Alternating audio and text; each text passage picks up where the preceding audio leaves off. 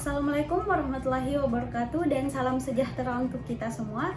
Pertama-tama yang terhormat kepada Ibu Dr. Tek Andi Abidah STMT dan juga kepada Bapak Alan Surya Septiandaru IAI selaku dosen pengampu dari mata kuliah Kritik Arsitektur.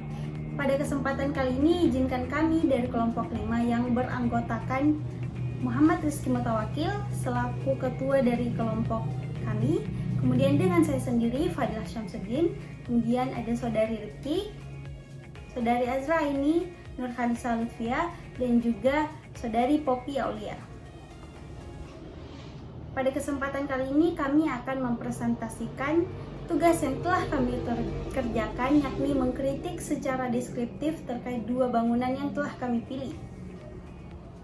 Nah, langsung saja di sini saya akan menjelaskan secara singkat terkait dengan kritik deskriptif Masjid Al-Fatih Al-Ansar. Masjid Al-Fatih Al-Ansar adalah masjid yang dibangun di Jalan Pacinang Raya, Kelurahan Telok, Kecamatan Panakukang, Kota Makassar. Pada salah satu sudut Masjid Al-Fatih Al-Ansar ini menyerupai bangunan suci di Kota Mekah, yakni Ka'bah. Masjid ini dibangun pada tahun 2016 silam oleh Handi Mustamin Ansar dan juga putranya yang sekaligus menjadi arsitek Masjid Al-Fatih Al-Ansar, yakni Muhammad Akbar Wisudawan. Pendiri masjid ini adalah seorang konsultan keuangan pajak yang sangat mencintai masjid dan Ka'bah, yaitu Bapak Mustamin Ansar. Itulah mengapa bentuk pada salah satu sudut masjid ini membentuk Ka'bah, dan begitupun nama dari masjid ini yaitu Masjid Al-Fatih Al-Ansar, yang pada bagian belakang nama masjid mengambil nama dari pendiri masjid yaitu Ansar, dan nama bagian depan masjid diambil dari nama cucu Mustamin. Untuk penjelasan lebih lanjutnya akan dibahas oleh saudari Poppy Aulia. Baiklah, saya akan melanjutkan materi sebelumnya yang dibawakan oleh teman saya yaitu Fadilah Syamsuddin. Jadi, Masjid Al-Fatih Al-Ansar ini dibangun di atas tanah dengan ukuran 20 x 20 meter yang dimenangkan dari proses lelang oleh Bapak Mustamin yang diadakan oleh perbankan, dan kemudian beliau membangun sebuah masjid yang menarik ini. Makna secara simbolis yaitu bentuk pada salah satu sudut masjid yang menyerupai Ka'bah, yaitu bangunan suci di kota Mekah yang merupakan kiblat umat muslim. Sebuah bentuk Ka'bah dibangun dan melekat di dinding sisi timur masjid dengan ukuran lebar 7 meter dan tinggi 12 meter lengkap dengan hajar aswad pada bagian sudutnya. Mimbar yang ada pada Masjid Al-Fatih Al-Ansar bentuknya seperti masjid pada umumnya, namun yang membuatnya unik adalah bentuk pada bagian dekat mimbar yang menyerupai bentuk lonjong seperti telur yang dimaknai sebagai malebu telok. Artinya adalah kita harus memiliki tekad yang bulat dalam menyembah Allah. Juga dapat dilihat dari bentuk lingkaran batu besar yang memiliki tulisan lafaz Allah menggambarkan bumi yang kita tempati. Baiklah, itu saja yang dapat saya sampaikan. Materi selanjutnya akan dilanjutkan oleh teman saya. Terima kasih. Baiklah, saya akan melanjutkan materi yang sebelumnya telah dibawakan oleh saudari Poppy Aulia. Pada seluruh interior masjid ini memiliki makna tersendiri, seperti yang dapat kita lihat pada jumlah pintu masjid yang berjumlah sebanyak 17 pintu yang diartikan melambangkan jumlah rakaat salat.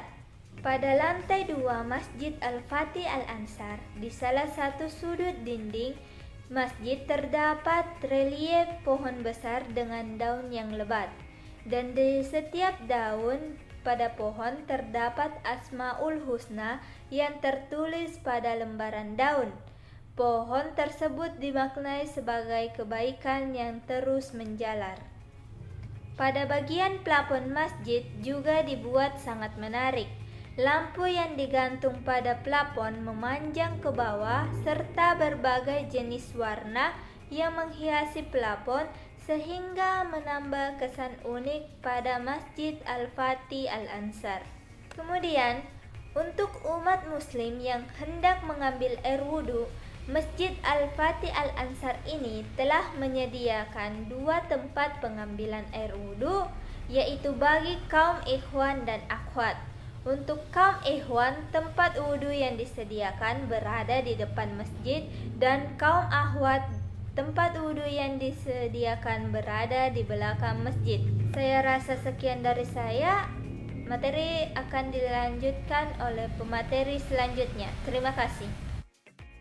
Nah, sedikit informasi tambahan mengenai Masjid Al-Fatih Al-Ansar merupakan masjid yang secara fungsinya memiliki makna simbolis, karena pada salah satu sudutnya terdapat bentuk dari bangunan suci kota Mekah, yakni Ka'bah, yang menjadi simbol peribadatan umat Islam. Selain makna simbolis tersebut, bentuk Ka'bah masjid ini tidak memiliki fungsi yang lain, karena bentuknya hanya relief saja. Jadi tidak terdapat ruangan di dalamnya yang dapat difungsikan sebagai tempat ibadah maupun tempat untuk menyimpan barang. Dan juga terkait daya tampung di masjid ini, Masjid Al-Fatih Al-Ansar adalah masjid yang memiliki 2 lantai, dibangun di atas lahan yang memiliki ukuran 20 x 20 meter. Jumlah jamaah yang dapat ditampung di masjid ini secara keseluruhan lantainya bisa mencapai 300 jamaah. Baiklah, saya akan melanjutkan pemaparan materi selanjutnya yang tadi telah dijelaskan oleh Saudari Asra. Masuk di material. Di bagian depan masjid yang mempunyai lubang-lubang kecil lingkaran menggunakan material GRC.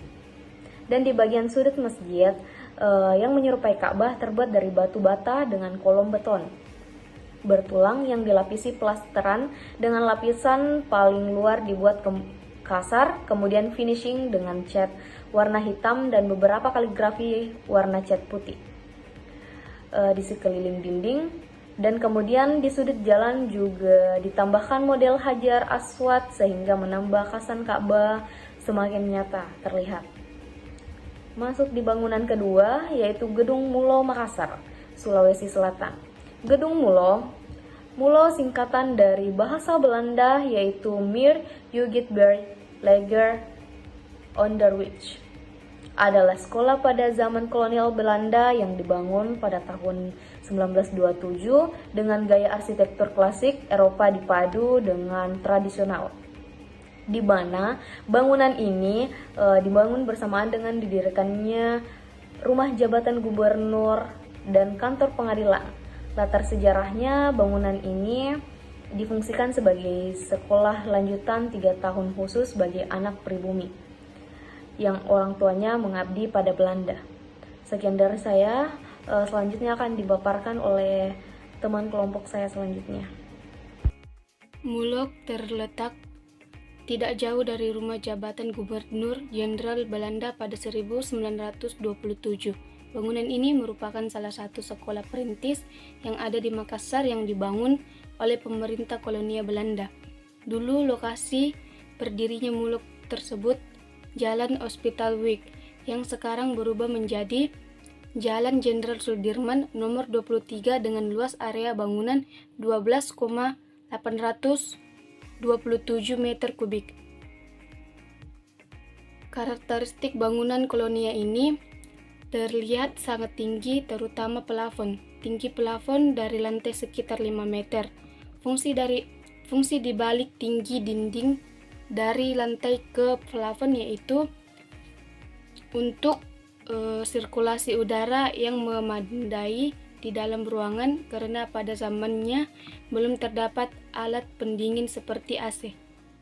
Baiklah, saya akan melanjutkan pembahasan materi yang sebelumnya dijelaskan oleh Saudari Ripka.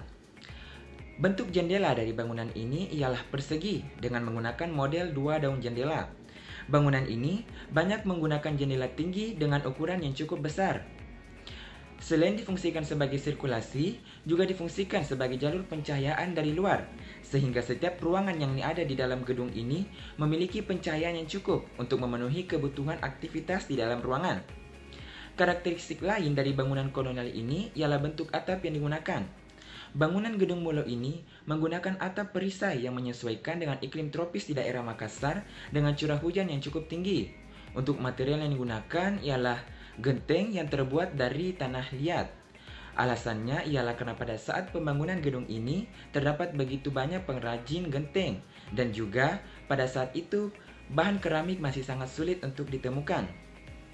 Untuk tiang dari bangunan ini menggunakan bentuk persegi yang didasarkan pada konsep bahwa di dalam diri manusia terdapat 4 unsur utama, yaitu air, angin, tanah, dan juga udara. Mungkin cukup sekian yang dapat kami sampaikan dari kelompok 5. Apabila ada kekurangan itu datangnya dari diri kami pribadi, dan apabila ada kelebihan itu datangnya dari Allah Subhanahu wa taala. Lebih dan kurangnya mohon dimaafkan. Wabillahi taufiq wal hidayah. Wassalamualaikum warahmatullahi wabarakatuh.